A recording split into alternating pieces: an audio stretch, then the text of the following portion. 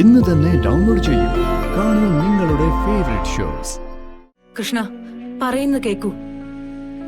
സർപ്പബലി നടക്കാത്തതിന്റെ പേരിൽ എന്തൊക്കെ സംഭവിച്ചാലും അത് സഹിക്കാൻ ഞാൻ തയ്യാറാണ്.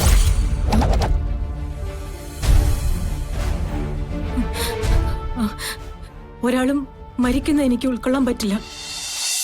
ഈ കാര്യത്തെക്കുറിച്ച് അച്ഛന്റെ മനസ്സിൽ എന്തെങ്കിലും സംശയം ഉണ്ടെങ്കിൽ അതിനേക്കാൾ കടുത്ത കാര്യങ്ങൾ അച്ഛന്റെ മനസ്സിലുള്ളതുകൊണ്ടാ. കേറുമുർശി,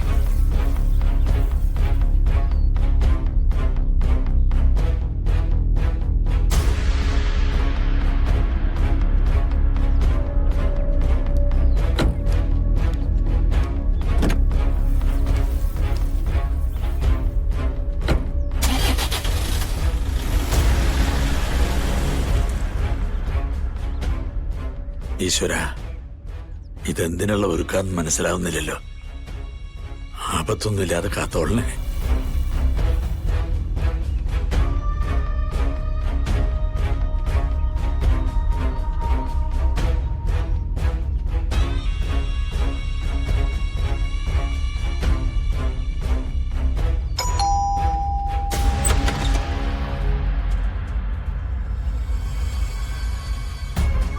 എന്താ മോളെ?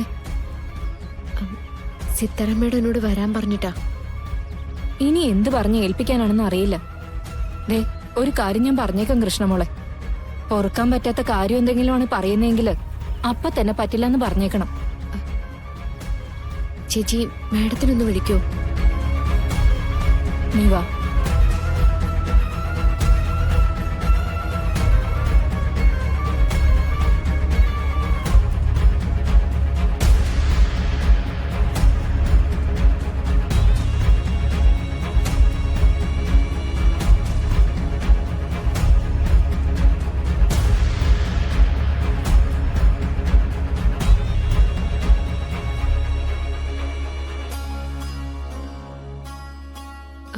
മാഡം എന്തിനാ എന്നോട് വരാൻ പറഞ്ഞേ? എന്റെ ജീവിതത്തിൽ ഞാൻ എനിക്കും എന്റെ മകൾക്കും മാത്രമാണ് പ്രാധാന്യം നൽകിയത്. കുമിഞ്ഞും കൂടി കിടക്കുന്ന പണം കൊണ്ട് എന്തും നേടാന്നുള്ള ഒരു അഹങ്കാരം എന്റെ ഉള്ളിൽ ഉണ്ടായിരുന്നു.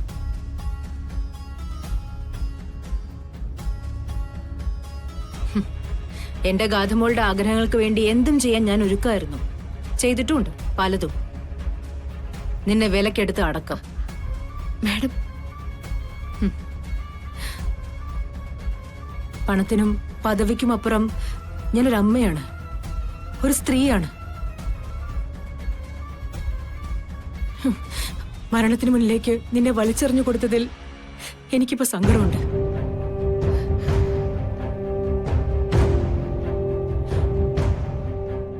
എപ്പോഴാ ഞാൻ നിന്നെ ശ്രദ്ധിക്കാൻ തുടങ്ങിയെന്ന് എനിക്കറിയില്ല.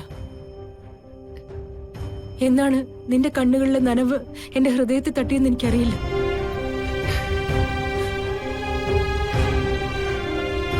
പക്ഷെ ഇപ്പൊ എന്റെ ചിന്തകൾ മുഴുവനും നിന്നെക്കുറിച്ച് മാത്രം.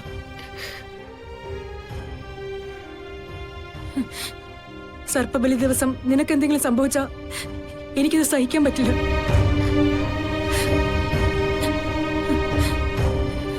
എന്റെ മനസാക്ഷി എന്നെ ഒരിക്കലും വെറുതെ വിടില്ല.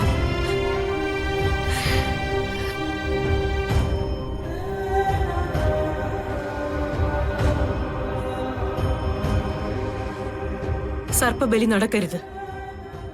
ഞാൻ നിന്നെ ഏൽപ്പിച്ച ചുമതലകള് ഇനി നീ ചെയ്യണ്ട. എല്ലാം അവസാനിപ്പിച്ചേക്ക.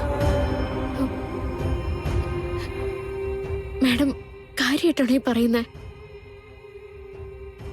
അതെ, കർക്കശക്കാരിയായ സിതാര ശ്രീനിവാസിന്റെ സ്ഥാനത്ത് നിന്നല്ല, ഉള്ളി സ്നേഹമുള്ള ഒരമ്മയുടെ സ്ഥാനത്ത് നിന്നാ പറയുന്നേ. ഇന്നത്തോടെ എല്ലാം അവസാനിപ്പിക്കണം. കളരിക്കിൽ നിന്ന് നിനക്ക് മടങ്ങാം. മാഡത്തിന്റെ മനസ്സിൽ എന്നോട് ഇത്രയും കാരുണ്യം തോന്നിയതിൽ എനിക്ക് സന്തോഷമുണ്ട്. ഗാഥയുടെ സ്ഥാനത്ത് ഒരു നിമിഷമെങ്കിലും എന്നെ കാണാൻ സാധിച്ചല്ലോ എന്ന് ഓർക്കുമ്പോ എന്റെ ഉള്ളിൽ നിറയുന്നുണ്ട്. പക്ഷെ ഈ വ്രതം ഞാൻ അവസാനിപ്പിക്കില്ല. സർപ്പബലി നടക്കും. ഞാനത് ചെയ്യും. വേണ്ടെന്ന് പറഞ്ഞില്ലേ?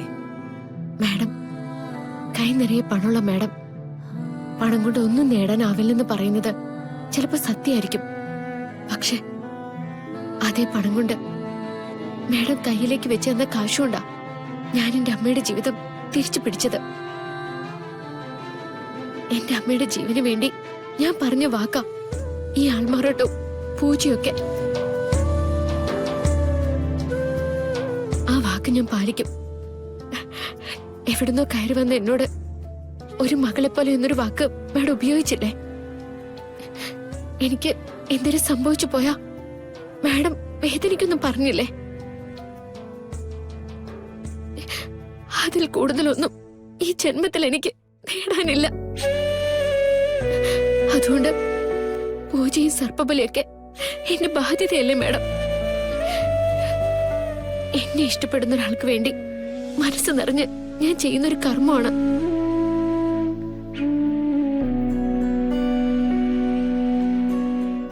കൃഷ്ണ, പറയുന്ന കേക്കൂ. സർപ്പബലി നടക്കാത്തതിന്റെ പേരിൽ എന്തൊക്കെ സംഭവിച്ചാലും അത് സഹിക്കാൻ ഞാൻ തയ്യാറാണ്.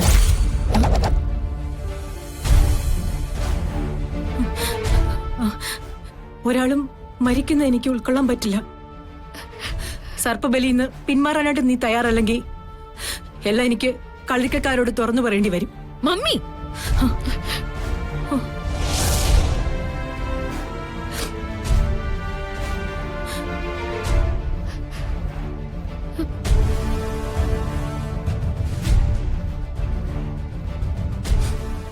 ഇവളോട് മമ്മിക്ക് ഉള്ളിൽ സ്നേഹം തോന്നുന്നുണ്ടോ എന്ന് ചോദിച്ചപ്പോ മമ്മി ഇത് നിഷേധിച്ചു. ഇവളുടെ മരണത്തില് വേദനിക്കുന്നുണ്ടോ എന്ന് ചോദിച്ചപ്പോ ഇല്ലെന്നും പറഞ്ഞു. ഇവളുടുത്ത ധാവണി ഞാൻ നിലത്തിട്ട് ചവിട്ടിയ ദിവസം മമ്മിയുടെ കണ്ണീന്ന് പൊടിഞ്ഞ കണ്ണീര് ഞാൻ കണ്ടതാ. അന്ന് ഞാൻ കരുതിയതാ ഇതെങ്ങനെയൊക്കെ തന്നെ അവസാനിക്കുമെന്ന്. മോളെ, വേണ്ട മമ്മി. ഇവൾക്ക് വേണ്ടി എന്നോട് എന്തെങ്കിലും ഒരു അപേക്ഷ നടത്താനാണ് മമ്മി ശ്രമിക്കുന്നതെങ്കിൽ അതിന് നാവ് ഉയർത്തണ്ട. പൊറുക്കില്ല ഞാൻ. നാണുണ്ടോടി നിനക്ക്? കണക്ക് പറഞ്ഞ് കാശ് വാങ്ങിച്ചിട്ടുണ്ടെങ്കിൽ കരാർ അനുസരിച്ചുള്ള കാര്യങ്ങളും ചെയ്യണം. നിന്റെ മരണം ഞങ്ങൾക്ക് തന്ന കരാറിലുണ്ട്. സർപ്പബലി പൂർത്തിയാക്കാതെ കളരിക്കൽ നിന്നും മടങ്ങിയ നീയും നിന്റെ അമ്മയും സുരക്ഷിതരായിരിക്കും എന്നുള്ള ധാരണയൊന്നും വേണ്ട. നിങ്ങളെ സംരക്ഷിക്കാനായിട്ട് എന്റെ മമ്മി ഇറങ്ങിയാലും നിങ്ങളെ ഞാൻ വെറുതെ വിടില്ല.